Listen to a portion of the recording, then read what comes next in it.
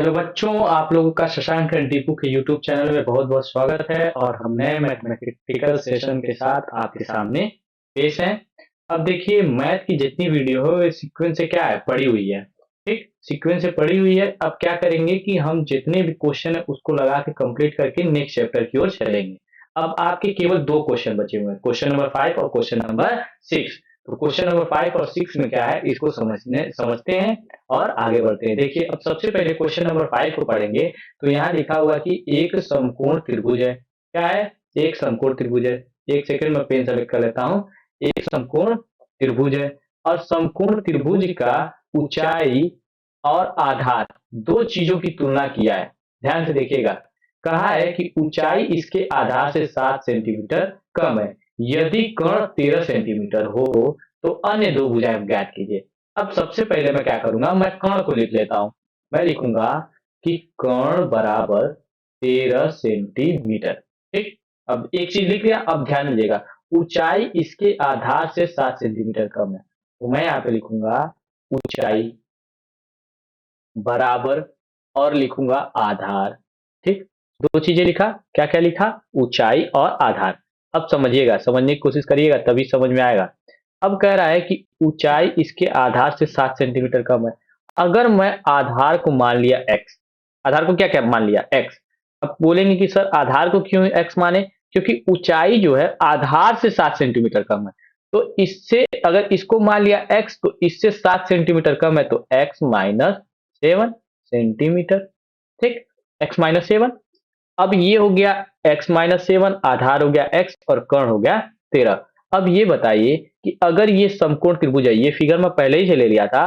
अगर ये समकोण त्रिभुज है तो ये वाला जो कोण बनेगा ये 90 डिग्री का बनेगा। ये वाला कोण ये कितने एंगल का बनेगा? 90 डिग्री का। तो जब ये 90 डिग्री का कोण बनेगा तो इसके सामने वाली भुजा क्या हो जाएगी? कर्ण हो जाएगी। और बाकी दो भुजाएं, एक हो जाएगी आपकी लंब और एक हो जाएगी आधार। अब देखिए, कर्ण कितना है? तो कर्ण बराबर 13। लंब कितना है? तो लंब जो है ये ऊंचाई दिया है x माइनस 7। आधार कितना है? आधार बराबर x। अब देखिए, अब इसमें हम लगाएंगे क्या चीज? पाइथागोरस प्रमेय। अब पाइथागोरस प्रमेय आपको रटना ही रटना है, क्योंकि पाइथागोरस प्रमेय हर जगह आपको सहायता करेगा ही करेगा। तो हम लिखेंगे पाइथागोरस प्रमेय होता है कर्ण का स्क्वायर बराबर लंब का स्क्वायर प्लस आधार का स्क्वायर। अब बताइए कर्ण की जगह है क्या? कर्ण की जगह है 13 का स्क्वायर। ठीक, लंब की जगह क्या है? तो आप बोलेंगे लंब की जगह सर x माइनस 7 है, तो हम इसका स्क्वायर कर देंगे। प्लस आधार की जगह क्या है? x का स्क्वायर। ठीक, सारी चीजें हम कर लिए। अब इसको बस सॉल्व करना है सिंपली। देखिएगा, धीरे धीरे सॉल्व करते हैं। 13 का स्क्वायर करेंगे तो हो जाएगा 169। अब x माइनस 7 का होल स्क्वायर है, तो यहाँ पे एक फॉर्मूला बनेगा a माइनस बी का।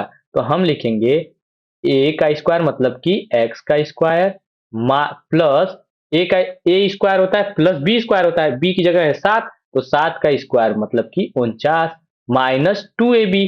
तो 2 गुड़े 7 और गुड़े x, या x गुड़े 7 भी कर सकते, कोई दिक्कत नहीं होगा। प्लस एक्स स्क्वायर, कोई दिक्कत? एकदम सारी चीजें सीक्वेंस हो रही है। तो 169 बराबर एक्स स्क्वायर हो जाएगा 2x स्क्वायर। ये 49 है तो इसको अभी मैं यहीं रहने देता हूं, यहाँ वाला माइनस वाला लिख लेता हूं। 7 दुना के 14x प्लस 49। ठीक, अब देखिए, अब मैं क्या करूंगा, इसको इधर भेज दूंगा। क्यों? क्योंकि मुझको जीरो बनाना है। तो मैं लिखूंगा 2x स्क्वायर, क्या लिखा? 2x square minus 14x। अब देखिए 169 इधर आएगा तो 49 में से घट जाएगा, तो मैं इस साइड घटा दे रहा हूँ। 49 में से 169 को घटाएंगे तो ये हो जाएगा, 9 में से 9 जाएगा तो 0, 6 में से 4 जाएगा 2 और 1 है तो 1, मतलब कि माइनस 120 इक्वल टू 0। अब बताइए क्या इसमें कुछ कॉमन हो सकता है? कहेंगे जरूर सर, 2 कॉमन ले लीजिए। तो 2 कॉमन ले लेंगे तो यहाँ बचेगा x square minus 7x minus 60 equal to 0। ठीक, अब 2 को इधर भेज देंगे तो ये हो जाएगा, क्या हो जाएगा? ये 0 हो जाएगा। अब ध्यान दीजिएगा, यहाँ पे मैं लिख लेता हूं आपका x square minus 7x minus 60 equal to 0। अब देखिए, अब कहेंगे कि सर अब तो द्विघात समीकरण बन गया। अब द्विघात समीकरण जब बन जाएगा तो अब हम क्या करेंगे, 60 आया है, गुणा करने पे कितना आया, 60 आया है। तो अब 7 को हम ऐसा तोड़े कि गुणा करने पे 60 हो जाए, जोड़ने घटाने पे 7 आ जाए। तो 12 का गुणा 5 में करते हैं, 12 का गुणा 5 में करते हैं तो 60 हो जाता है। तो 12 और 5 में तोड़ लेंगे, तो x square minus 12x minus 5x minus 60 equal to 0। अब कहेंगे कि सर ये बताइए कि यहाँ पे दोनों जगह तो माइनस है, तो 12 और 5 को जोड़ेंगे तो 17 हो जाएगा। तो हम क्या करेंगे कि मुझको तो यहाँ पे -7 लाना है ना, तो मैं इस वाले को कर देता हूँ प्लस। अब जैसे ही प्लस कर दिया तो 12 में से 5 घटाएंगे तो आ कितना जाएगा, -7x। तो अब देखिए, अब ये चीजें बन गई, 12 में से 5 घटाएंगे तो -7x, अब 12 और 5 का गुणा करेंगे तो 60। अब इन दोनों में से x कॉमन लेंगे तो x माइनस 12, और इसमें से क्या कॉमन लेंगे, +5। तो यहाँ बच जाएगा x माइनस 12 इक्वल टू 0। अब देखिए, इसको अगर इधर करेंगे तो x माइनस 12 और x प्लस 5 इक्वल टू 0। अब ये सारी चीजें क्या हो जाएंगी, समझ में आती जाएंगी आपको। अब x बराबर हो जाएगा 12 और x बराबर हो जाएगा -5। ठीक, दो मान आया x का, दो मूलाएं। तो अब जहां पे 12 है, तो अब देखिए यहाँ पे अगर मैं 12 रख दूंगा, मैं इसको इरेज कर देता हूँ, 2 सेकेंड, इसको इरेज कर देते हैं जल्दी से ताकि यहाँ पे जगह हो जाए। अब देखिए, ऊंचाई x माइनस 7 माने थे तो x का मान 12 आया, तो 12 माइनस 7, मतलब कि 12 में से 7 जाएगा तो हो जाएगा 5, और यहाँ पे क्या आ जाएगा, 12।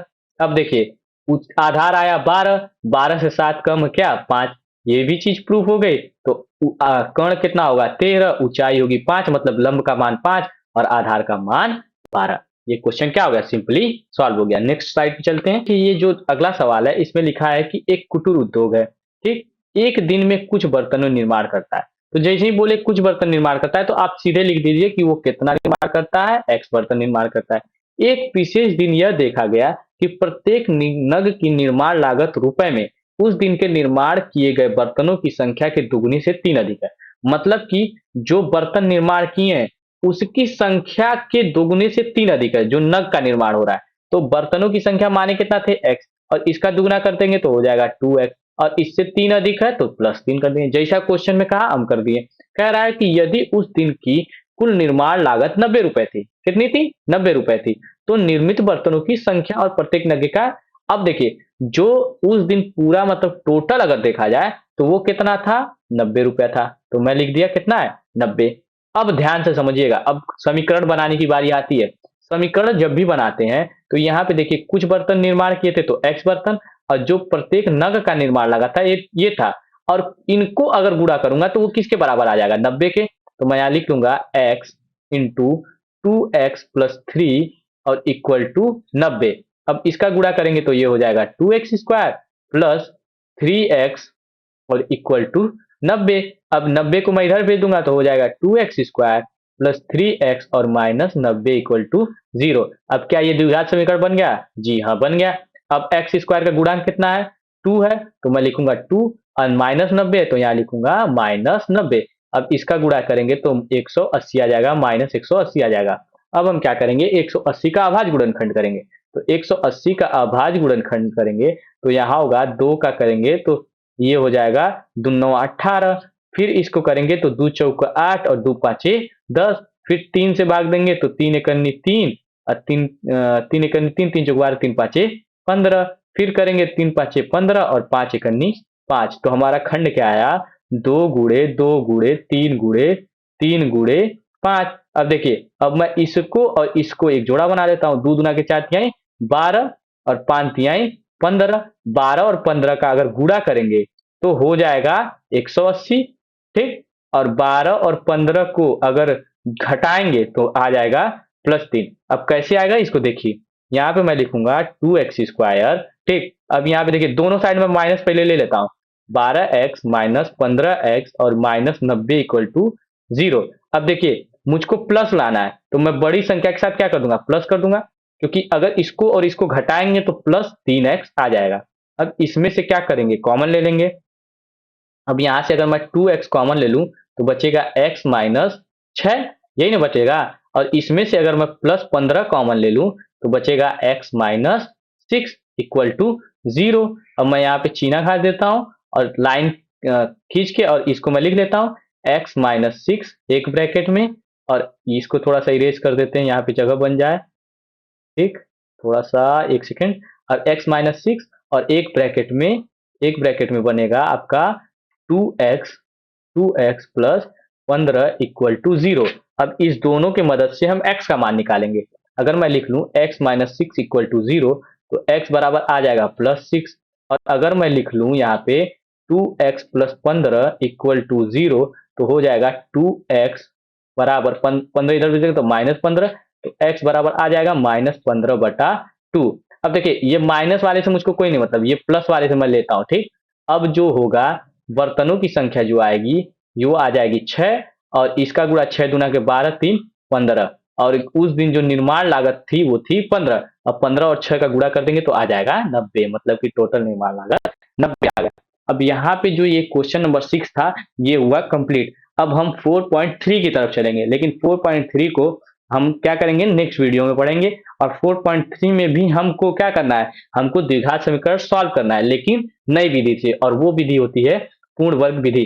तो हमसे जुड़े रहिएगा ताकि हम पूर्ण वर्ग विधि को क्या करें, सीख लें। और अब तब तक के लिए जय हिंद, मिलते हैं नेक्स्ट वीडियो में।